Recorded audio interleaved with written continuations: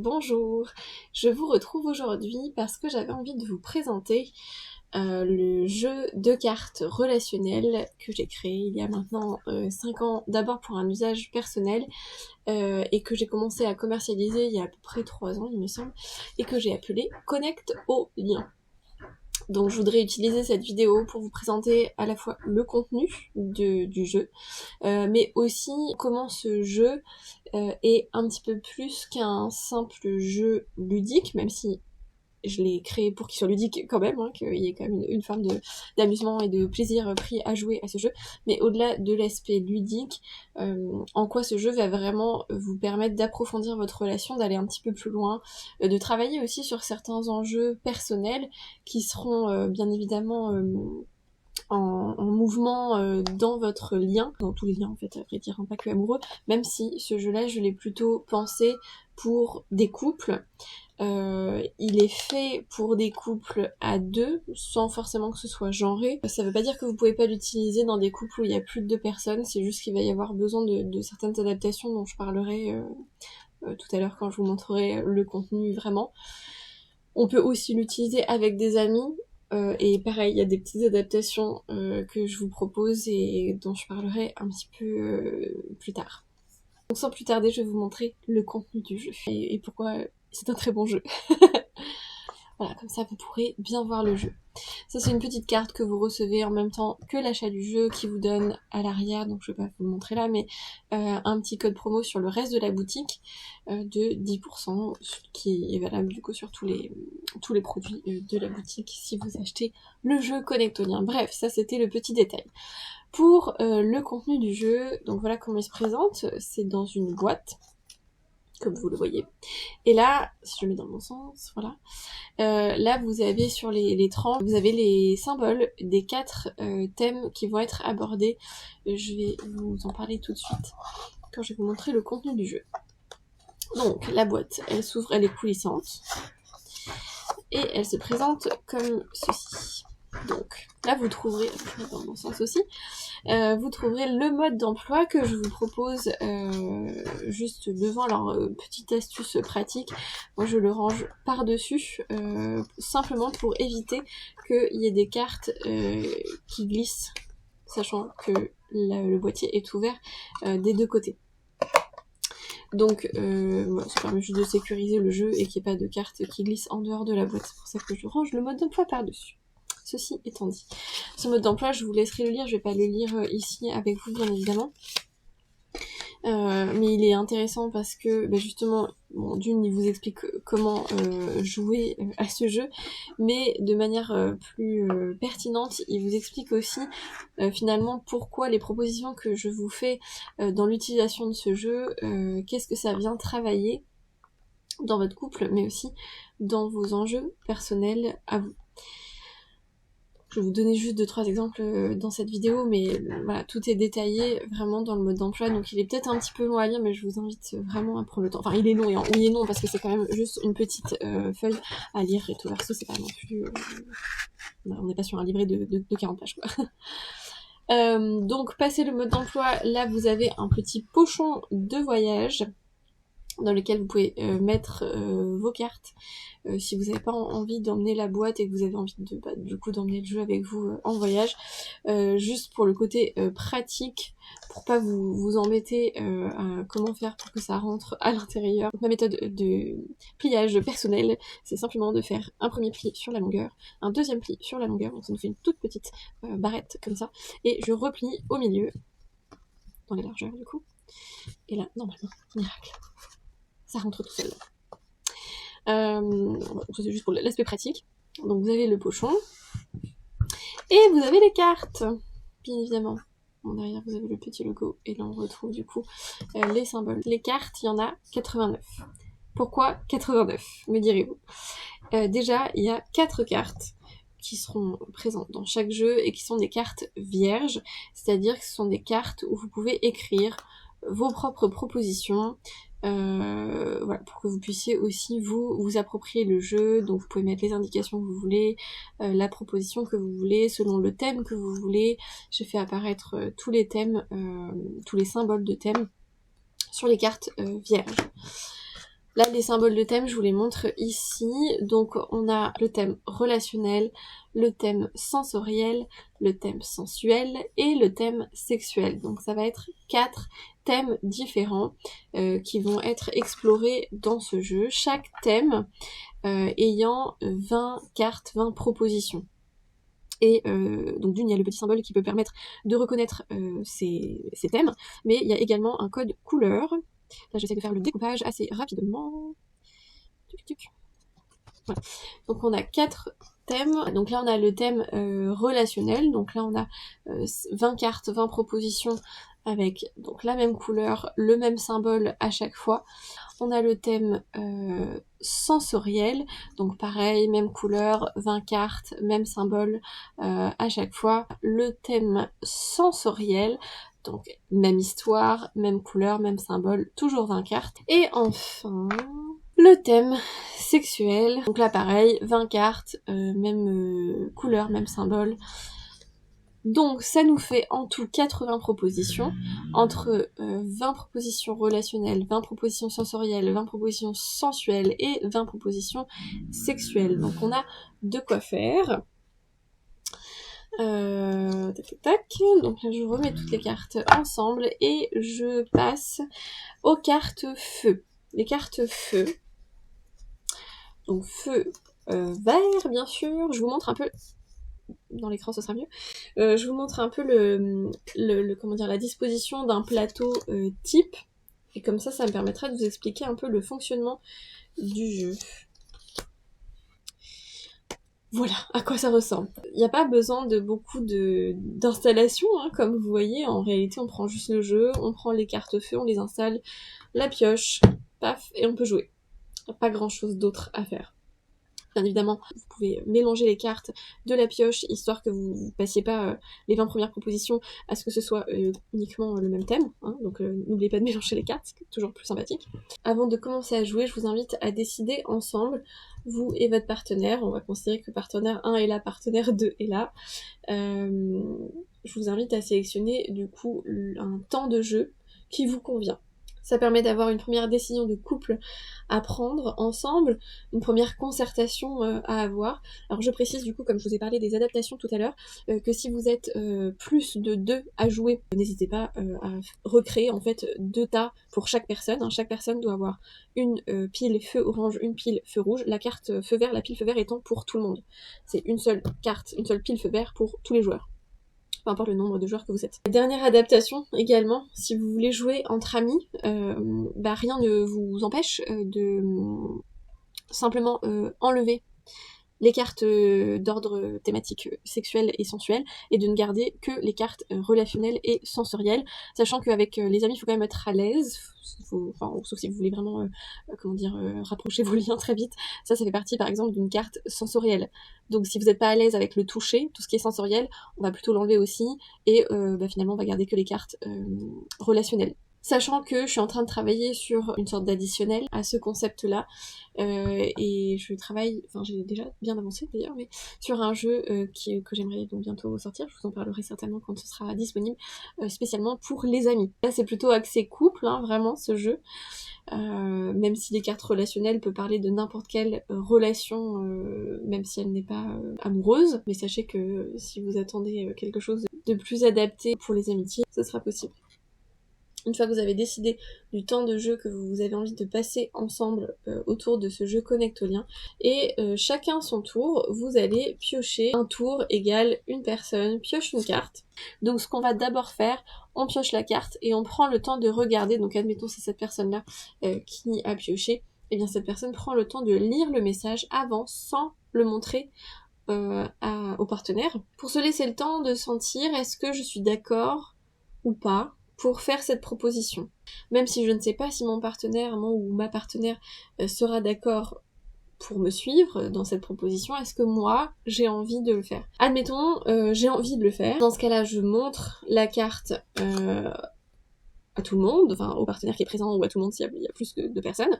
Et donc, l'autre personne ciblée lira la proposition et aura aussi à donner son accord. Tout le monde doit être d'accord pour que la proposition se fasse.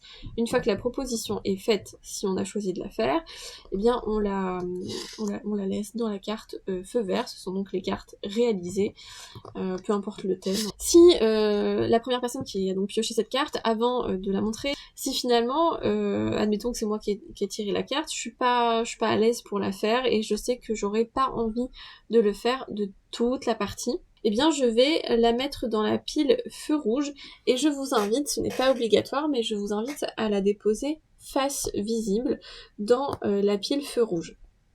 Pourquoi ? Parce que ça permet de s'entraîner à dire non, enfin symboliquement, non je ne veux pas faire ça, sans avoir à se justifier. C'est une proposition aussi que je vous fais dans ce jeu, c'est-à-dire de ne pas engager la conversation pendant le jeu sur pourquoi j'ai envie, pourquoi j'ai pas envie de faire une telle action, une telle proposition. Je m'entraîne à dire non, je ne veux pas faire cette activité sans avoir à me justifier. Et pour l'autre, ça l'entraîne également à recevoir un non, à ne pas forcément avoir besoin de justification, finalement qu'est-ce que ça me fait ressentir que l'autre dise non, alors que je ne comprends pas forcément tout, pourquoi l'autre me dit non, pourquoi, etc. Une fois qu'on a mis la carte dans la pile de feu rouge, on sait que c'est des cartes qu'on ne peut pas défausser à nouveau, qu'on ne peut pas utiliser. Sauf si vous décidez de changer les règles en cours de route, et vous avez le droit de le faire.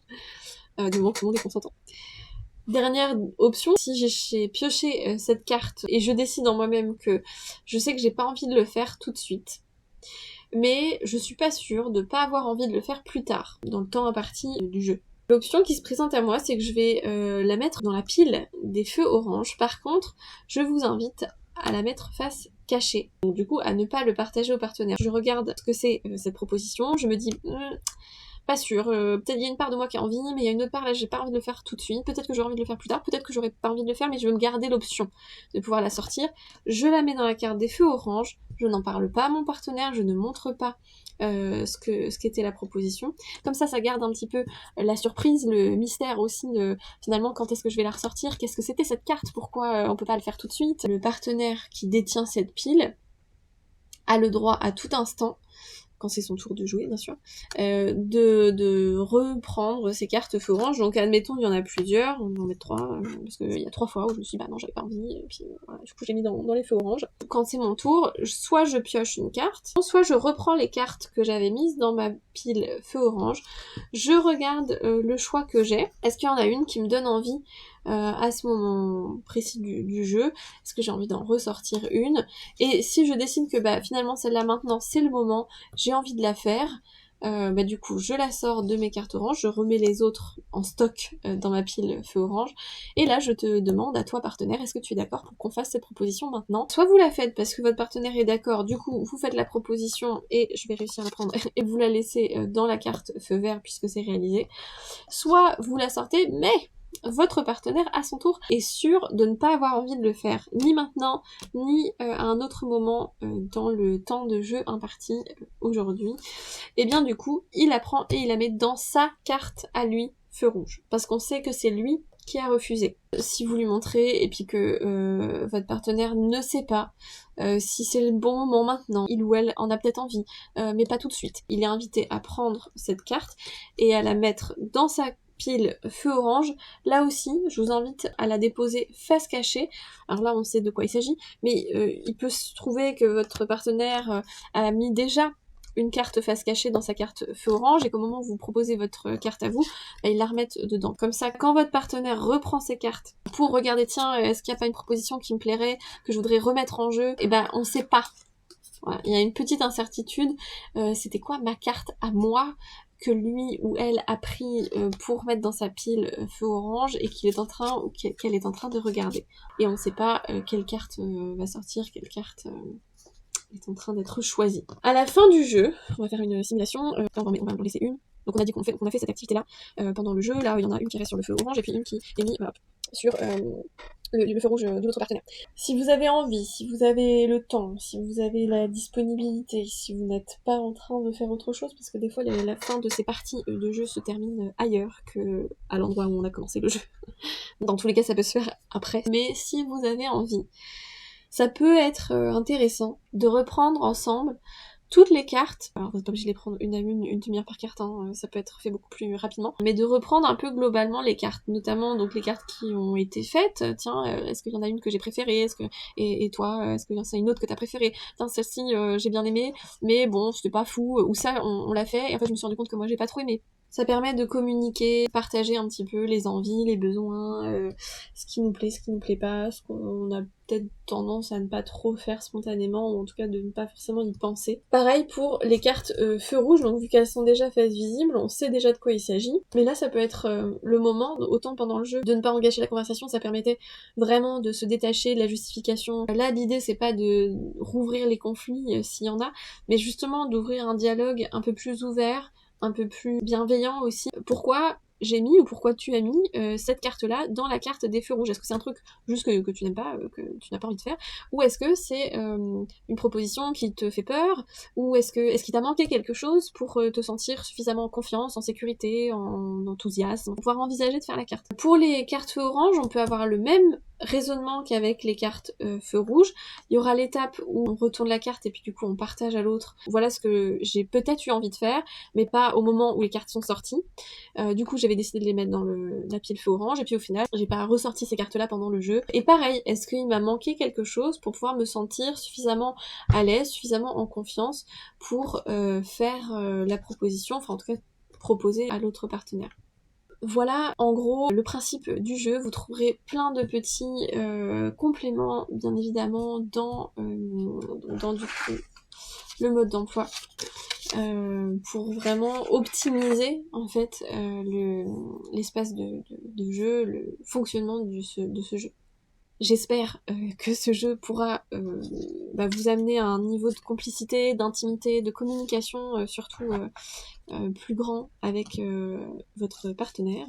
J'étais très contente moi de vous montrer ce jeu. C'est un jeu que, comme je disais au début de la vidéo, que j'ai créé d'abord pour un usage personnel. J'en avais ressenti le besoin avec un ancien partenaire à moi, mais je trouve qu'il reste vraiment très pertinent cet outil.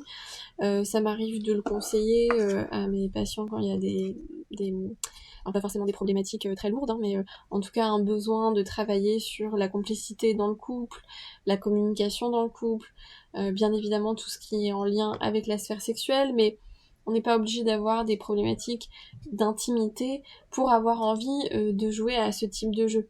Puisque ça vient en fait renforcer tout l'aspect relationnel. Il y a quand même un focus sur sensoriel, sensuel, sexuel, parce que voilà, c'est une façon ludique d'aborder la relation à travers un jeu. Mais en soi, voilà, même quand votre couple va bien, ça peut être chouette de jouer à ce genre de jeu pour se donner le temps. Des fois, dans le quotidien, ça peut être compliqué de prendre des temps pour juste tous les deux, y compris, et encore plus quand il y a des enfants. Ça peut être chouette de se donner un rendez-vous aussi pour ce genre de jeu. C'est un jeu de société en petit comité, du coup, puisque c'est une société restreinte. Les durées de jeu peuvent être assez courtes, vous n'avez pas besoin forcément de 2 heures de temps devant vous, ça peut être 15 minutes, ça peut être 20 minutes, ça peut être bien plus long si vous en avez envie. Vous avez le droit de dépasser le temps de jeu que vous avez défini au début aussi, si vous avez la disponibilité, que vous avez l'envie, bien évidemment. Je voulais quand même aussi vous donner une information, ma foi, assez intéressante pour vous. Pendant ce mois d'août 2023, je propose sur le site, donc je vends ce jeu de cartes uniquement sur mon site, il est disponible à la vente sur mon site, je propose du coup un code promo de 10% qui sera valable jusqu'à fin août, donc jusqu'au 31 août. Vous pouvez en profiter. Et le code promo, je vais l'afficher par là, plutôt, par là. C'est été 2023, tout simplement. Il est valable sur ce jeu Connecto Lien, sur donc la boutique lejardindepsy.com. C'est moi qui vous l'envoie personnellement, donc il y aura peut-être un petit délai de 3, 5, peut-être 6, 7 jours. J'essaie d'aller assez vite, mais je n'ai pas la puissance de grands groupes pour ne pas nommer des livreurs très efficaces. En tout cas, c'est pour profiter de l'été, du rythme qui est un petit peu ralenti en août, puis ça peut être justement propice pour tester ce genre d'expérience en couple ou entre amis, si vous avez envie de vous aventurer là-dedans. Et je voulais vous en faire profiter. avec ce petit coup de pouce du code promo de 10% été 2023. N'hésitez pas ensuite à me faire vos retours si vous l'avez déjà testé, si vous l'avez déjà en votre possession. C'est toujours intéressant pour moi de recevoir des retours après utilisation. J'aime bien savoir finalement qu'est-ce que cet outil vous a permis d'expérimenter, de ressentir, de comprendre, d'approfondir dans votre couple, dans votre relation de couple, mais aussi votre relation à vous-même, votre relation aux autres, de manière générale aussi. Ça peut bien évidemment avoir des impacts, se faire ricocher un petit peu partout.